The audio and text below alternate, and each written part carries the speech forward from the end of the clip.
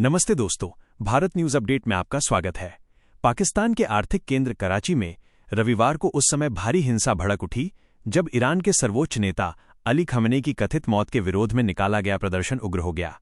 शहर स्थित United states consulate Karachi के बाहर प्रदर्शनकारियों और पुलिस के बीच हुई झड़पों में अब तक कम से कम 10 लोगों की मौत की पुष्टि की गई है, जबकि कई अन्य गंभीर रूप से घायल बताए जा रहे हैं। घटना ने न केवल कराची बल्कि पूरे पाकिस्तान में सुरक्षा व्यवस्था को लेकर गंभीर सवाल खड़े कर दिए हैं। प्रशासन ने स्थिति को नियंत्रण में लेने के लिए अतिरिक्त पुलिस बल और सुरक्षा एजेंसियों की तैनाती की है। संवेदनशील इलाकों में चौकसी बढ़ा दी गई है और आम नागरिकों को दूतावास के आसपास के क्षेत्रों से दूर रहने की सलाह दी गई है। जानकारी के अनुसार शहर के विभिन्न शिया संगठनों ने अली खamenei की मौत के विरोध में अमेरिकी वाणिज्य दूतावास तक मार्च निकालने का ऐलान किया था। जैसे ही हजारों की संख्या में प्रदर्शनकारी माई कोलाची रोड के रास्ते दूतावास के निकट पहुंचे, माहौल तनावपूर्ण हो गया। प्रदर्शनकारियों ने अमेरिका और इजरायल के खिलाफ नारेबाजी की। पुलिस ने पहले से ही इलाके में बैरिकेडिंग कर रखी थी और भीड़ को आगे बढ़ने से रोकने की कोशिश की। प्रत्यक्षदर्शियों के मुताबिक शुरुआत में प्रदर्शन शांतिपूर्ण था, लेकिन कुछ ही देर में स्थिति बेकाबू हो गई। भीड़ को तितर-बितर करने के लिए पुलिस ने पहले आंसू गैस के गोले छोड़े।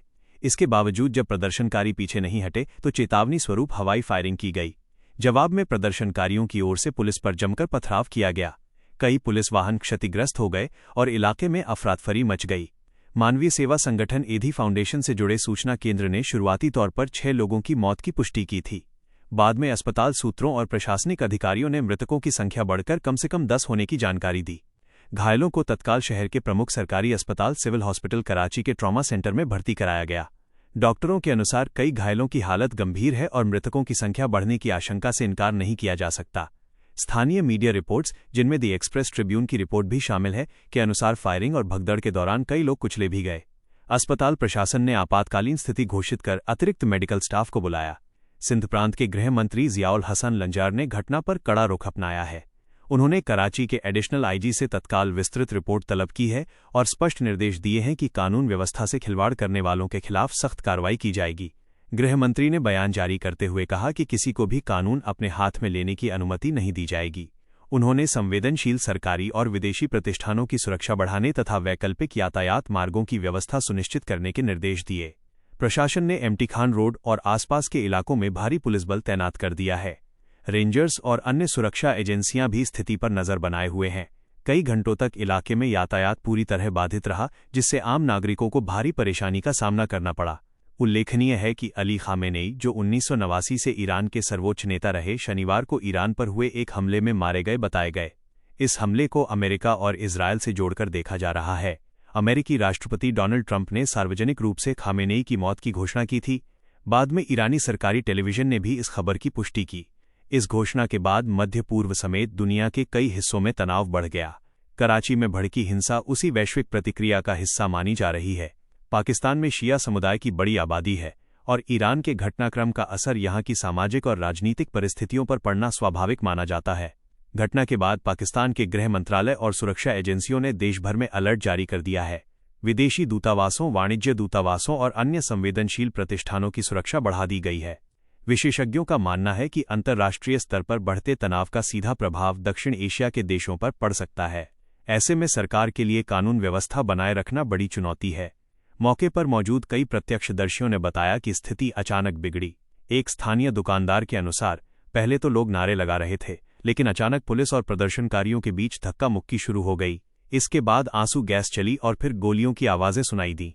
एक अन्य प्रत्यक्षदर्शी ने कहा कि भगदड़ के दौरान कई लोग गिर पड़े, जिससे हालात और गंभीर हो गए।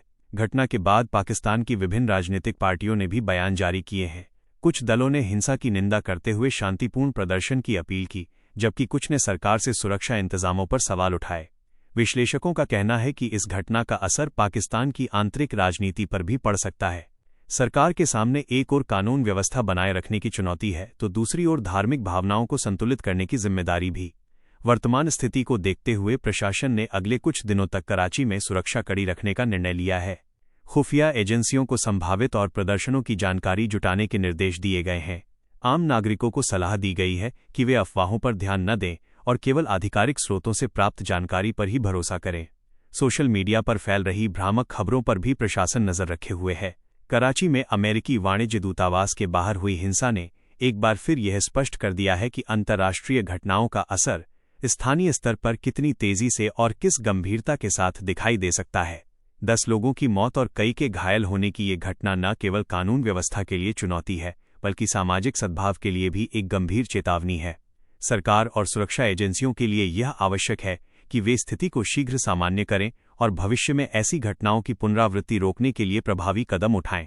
वहीं नागरिक समाज और धार्मिक संगठनों की भी जिम्मेदारी है कि वे शांति और संयम बनाए रखने में सहयोग करें। फिलहाल कराची में हालात नियंत्रण में बताए जा रहे हैं, लेकिन तनाव पूरी तरह समाप्त नहीं हुआ है। प्रशासन की अगली कार्रवाई और अंतर्राष्ट्रीय घटनाक्रम पर सभी की नजरें टिकी हुई हैं। देश दुनिया की सच्ची और तेज खबरों के लिए जुड़े रहिए भारत न्यूज अपडेट के साथ। जय हिंद, जय भारत।